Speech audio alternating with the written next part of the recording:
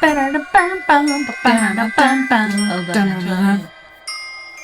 7, 8, 9, 10, 11, 12. Hey, Hey, hello. this is not Sesame Street. I mean, yeah, it's definitely not children's topics. No, don't. Children's senses of humor? Maybe. Maybe often. This is the Witches, Magic, Murder, and Mystery podcast. And I'm Kara. And I'm Megan. And I've got a mystery. Oh, yay! Yay! I love mysteries. Nobody dies in this one. Oh. Nobody eats people. Nobody dies. Does anybody eat anything disgusting? I like that you had to stop and think. No, I don't like disgusting things. Okay. No one eats anything disturbing in this episode? No. Are you not answering on purpose? Okay. No, they don't. Okay. They don't. Are you messing with my head right now? Yes, I am. I've gotten to where I have this anxiety now. It's like, oh God, it's another Kara episode. Here we go. What is she gonna do? No, guys, this one's a mystery. I found a lot of my information on an Unsolved Mysteries thread and Reddit. Oh man, I love Reddit. I love Reddit oh my God. so much, but there's so many rabbit holes to jump down. No kidding. So it's a combination of like a couple of Reddit threads and Unsolved Mysteries because Unsolved Mysteries couldn't even solve it. Oh. Okay. Like the TV show Unsolved Mysteries, or like there's that website. Like the like TV show. Board. The Okay. TV show. They actually did an episode on this. Mm-hmm. It is the bizarre unsolved story of Bill and Dorothy. I should have paid attention to the last name when I was Googling it. Wacker. Wacker. Yeah, sure. Wacker, whatever. Bill was born March 12th, 1920 in Massillon, Ohio, and was a private first class of the United States Army. He served in World War II. Dorothy was born April 21st, 1927, and they both grew up in this town, and they lived there their whole entire lives. They were married for over 40 years, and they lived a pretty, normal, ordinary, peaceful life. Oh. We're just normal Two people. little lovebirds. Okay, Two well, little sweet. lovebirds. Yes. The end. Goodbye. Goodbye. That's it. You're welcome for Yay. that unsolved mystery of how people can Just be live happily. be What is married that? for 40 years and not murder each other. Okay, so they were well liked by their neighbors. People said that they didn't really have any enemies. Nobody hated them. Nobody was like, oh, look at that crotchety old man over there. Angry neighbor, blah, blah, blah. Like, they weren't like that. I love this. These seem like really great people. Yes. But then one day in 1984, they came home to find their house was just trashed. All their belongings were all over the house. And it was just a complete mess. There wasn't anything stolen this time. So they kept it to themselves. They didn't notify the police. They were like, well, maybe it was a raccoon or something. I don't know. Maybe a dog got in, a rabid Like it dog. doesn't concern you? Yeah. What if they got into your attic and are living there now? Oh, God. Okay. Or in your walls? Yeah. If someone has been in your house, whether they take something or not, call the police. Call the police. So they thought it was super weird, but they were like, this town's super peaceful. Stuff like this doesn't really happen, so maybe we just ignore it. They were like, it's a town where you leave your doors unlocked at night. Like, you don't have to worry about things. Like, and maybe it was just a mishap. Maybe they thought they were at somebody else's house and they were looking for something and they just didn't find it. Like, we're just going to go about our business. Then it happens again. And they don't notify the police this time either. Great. Because they were like, well, nothing's stolen. So the police are just going to be like, y'all are crazy. What's wrong with y'all? So then January 16th, 1985, they were targeted for a third time. And they then called the police. And they were just like, okay, we've had this happen a couple of times. We know we haven't called you, but there's some things we gotta figure out here. Yeah. We don't know what's happening. That's the other reason why you should call the police every time, because you need to create a file of information. Yes. Yeah. They need to know all the context of what they're dealing with. Right. And so the police were just like, we can't find anything. We don't find any fingerprints. We can't find any evidence that leads to any persons outside this home. So things just kind of stayed quiet for 6 months after that. They were just like, I would have to move. Yeah. I would be such a wreck. Yeah. So July 1985, Dorothy was at home. She had gone through a heart surgery, so she's just like sitting at home trying to like take it easy. And then everyone in the neighborhood knew, you know, we just have to like let her heal. We're not supposed to bother, you know, the neighborhood gossip. You want to go sit on the neighbor's porch and like chit chat. These are like little old ladies. So she was kind of surprised when there was a knock on her door. She said there was a young Caucasian blonde man she had never seen before, and he asked through the door if he could use her phone. He said his car had broken down and he needed to use the phone. So she was like, I don't know, but he looks super normal. He's clean cut. She didn't say he was threatening in any way, so she let him in. She went back, sat back down because, you know, heart surgery is a big thing to heal from. And she thought that he had heard him hang up the phone and say goodbye, say goodbye and hang up the phone. And then she didn't hear him after that. So she was like, okay, well, maybe he left, but he didn't thank me. So she got up to see. He didn't thank me, so he's clearly not left yet. He's clearly not left. He didn't thank me for allowing him to be here. So then, she was like, well, I mean, maybe he just left. Maybe he was rude. But I mean, he used my minutes on my phone plan, so whatever. But then all of a sudden she fell unconscious as someone managed to walk up behind her unnoticed and hit her over the head. Oh no. Yep. She woke up on the kitchen floor, bound and gagged. No one was in the house, though. She was able to crawl to a kitchen window that was sprawled open, and she yelled for her neighbors, and they immediately called the police. So then Bill and the police and the medical assistants arrived at the residence, and she was able to give them a description of the attacker. Like I said, he was a Caucasian, blonde hair, blue eyes, approximately 5'9", and she thought he was about in his mid-20s. And then Bill was like, wait a second, there is an antique watch missing, a movie camera missing, a radio scanner, and his .22 caliber revolver. They were all gone. Then there's a message written in crayon on the kitchen wall, and it said, cheaper, but will do. What? Cheaper, but will do. Okay. So the message written on the wall was obviously pretty vague, but law enforcement was like, okay, we're gonna just go to some pawn shops, see if any of these street dealers have tried to turn in anything, see if anything's been stolen, sold. And maybe we can find our suspect that way. But nothing was turned in, nothing was ever sold. Hang on a second. Okay. So they then started getting harassing phone calls. It was all hours of the day, all hours of the night.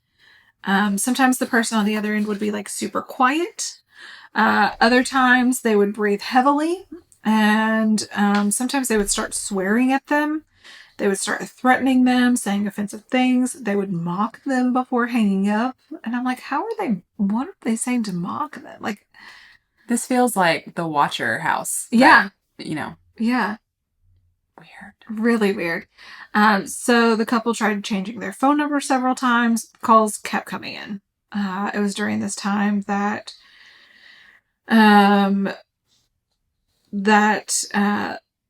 items had been stolen, started appearing back on their doorstep, and each one was carefully wrapped in a plastic shopping bag and wiped clean of any fingerprints.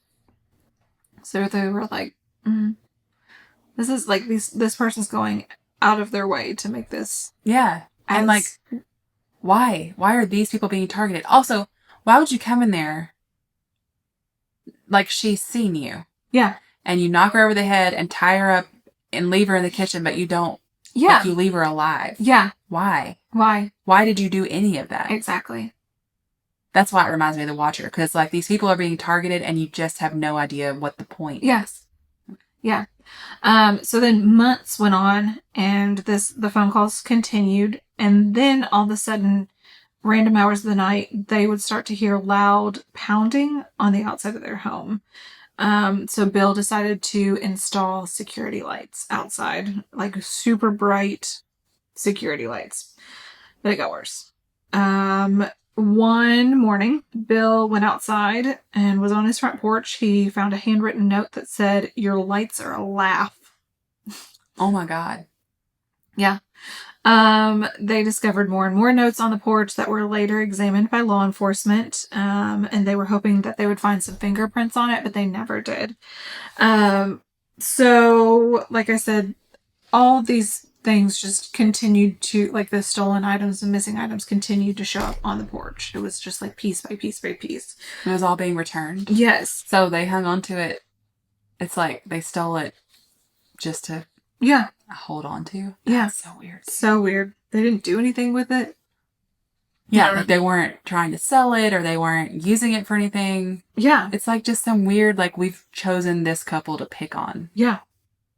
So then it's been months, even years, and it never stopped. Like it continued for forever. 8 years after her initial assault, July of 1985, she was attacked once more on Wednesday, October 27th, 1993, where she was admitted to a medical center for a concussion and skull lacerations. And authorities were just like, you know what, this is getting ridiculous. We think that Bill is an abusive husband. Well, I was just getting ready to ask, where is her husband? Yes. Like when she's being attacked twice now. Yes. Why wasn't someone home with her when she's recovering from heart surgery? Right. But both Bill and Dorothy denied all the accusations of his abuse. But if you're in a domestic violence situation and he loves you or she loves you, you don't think that they're harming you on purpose. You did something wrong. So maybe that was it. They denied it. Or you either blame yourself or you're just like, yeah, this will get better. Yeah. But I don't want him to get in trouble. Or yes, if I tell people, he will hurt me worse. Or if I tell people, they're not going to believe me. So I might as well just keep it to myself. Because that is a common experience. Yes.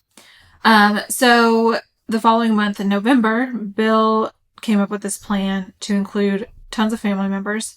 It consisted of 6 members paired in twos with walkie-talkies. They were assigned different positions to watch the home overnight, hoping to catch this person. After hours of waiting, there was no activity. They were just like, we're all going to bed. This is ridiculous. We're not going to find anyone. But that same night, when they were all asleep, they were awakened by loud banging sounds on the front porch. He ran to the front door, and by the time he got there, the person or whatever was gone. But there was a note that said, "Get the message?" Oh my God. Get the message? I feel like they were living in the attic.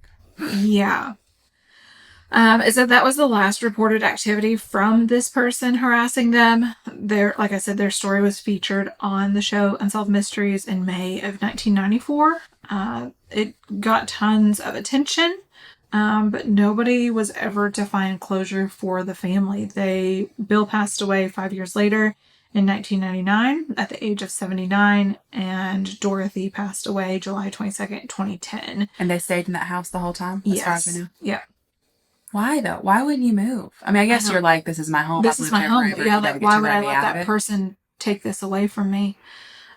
So it said that, like I mentioned, police kind of thought that Bill may be the person doing it, but also if he's asleep in the bed and they're both hearing those noises, I don't know.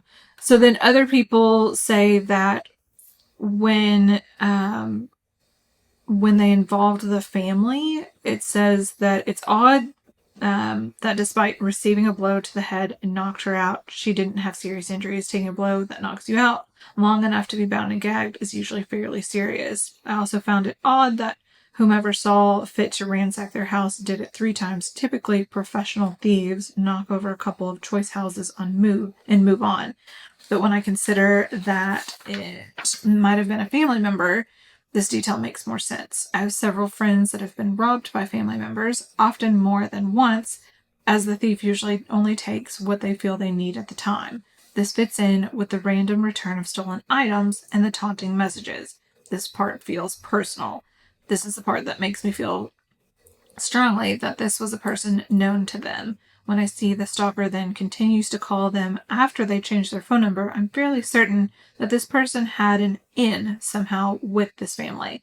It would take a lot of footwork to get their number that reliably after multiple changes.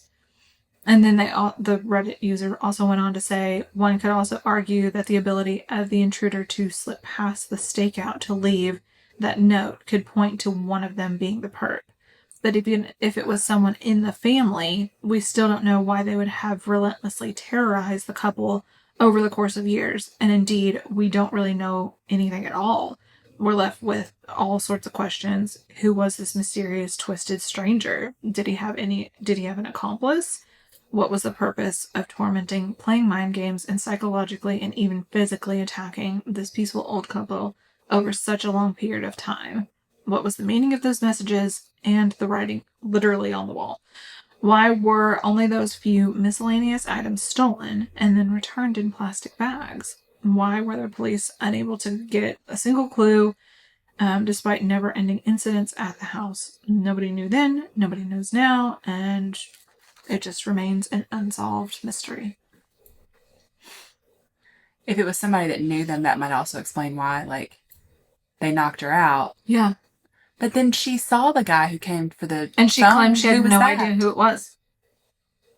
Unless that person let the other person in that knocked her out as they were walking out because they knew she was having to rest. That could be. Or so it was she like, didn't even see that person. You just get in the house to kind of scope it out and see if there's somebody else there. And if there's not, then I'll go come back in. Yeah. Because if I come, she'll recognize me. Right. That's sad. It's sad to think sad. that someone who knew them I would do that. And then returned their stuff. That's so weird. That is very weird. Because you would think that if it was somebody like malicious, they would keep it as like a token. Right? Yeah. I mean, the whole point that they kept coming back is really interesting. Because you would think, unless you were close to the situation and knew all the things being done, you would be afraid of being caught. Yeah. And they weren't. No, they didn't Like, care. somehow they knew that was not a thing to worry about. Yeah. So, yeah, I agree that it was someone close. Yeah. But, man, how awful. Well, and how has no one ever, like, talked about it? Like, how did that person keep that to themselves for that long? Well, and if we're going with the whole thing that we were talking about with the blonde guy, then it had to be more than one person. Yeah. Wow. Yeah, that's so weird. So weird. And creepy. I just can't imagine, like, the whole idea, this with this one and the Watcher House and then that Patreon Spider-Man one. Yeah. Just the whole idea that your home isn't safe. Right. Is terrifying. Stranger danger. Like, you should all feel like your home is safe. Yeah. Yeah. Okay. Well. You're welcome. Thank you. I'm not mad at you about that one. No, it's good. Yeah, that was good. It's so crazy. It really gives you a lot to think about. Yeah. Don't let people use your phone. No. Come in your house. Don't let people come in your house. Don't let people use your bathroom. I don't think it's a thing that would happen now because nobody has home phones. No. I mean, there are people randomly. My papa still has a home phone. Right. But he wouldn't let you in his house to use it. No. I don't think. Papa knows better. Papa knows better. Yeah. Well, that was interesting. So wild. Yeah. Well, thank you. You're welcome. Thank you guys for listening. Yeah, all the usual things. You can find all the links to everywhere in the notes to our podcast store, the Patreon, the Facebook group, which is super fun. It's so much fun. I really love it. I really love how it feels like I know so many of you. Yeah. And those of you who have been with us since the beginning, we do know you. Oh, and there's some listeners in there that have posted some like creepy ghost stories of their own, and I love it so much. I love that too. I love it when you guys share your own stories. Yeah. Whenever we ask if you guys have any stories, I do love it when you send us like popular, well-known stories in the news from where you are or stuff that you've just heard in your life. But I also love it when you tell us like, here's this creepy thing that has happened to me or is happening to me. It's not like a known whatever. Yeah. I just like to hear your personal little creepy stories too. Right. Or funny story. I want every weird story you've got. Yeah. So feel free to send us anything you want. All the things. I do love reading them. Yes. Yeah. And we just appreciate you for listening. We appreciate you for being here. This has been so much. A heck of a month putting out so much content. Oh my gosh. Yeah. And it's fun though. I mean, you know, like I love it. Yeah. It's worth it because it's a lot of work, but then we put it out and you guys are so excited, receptive about it. Yes.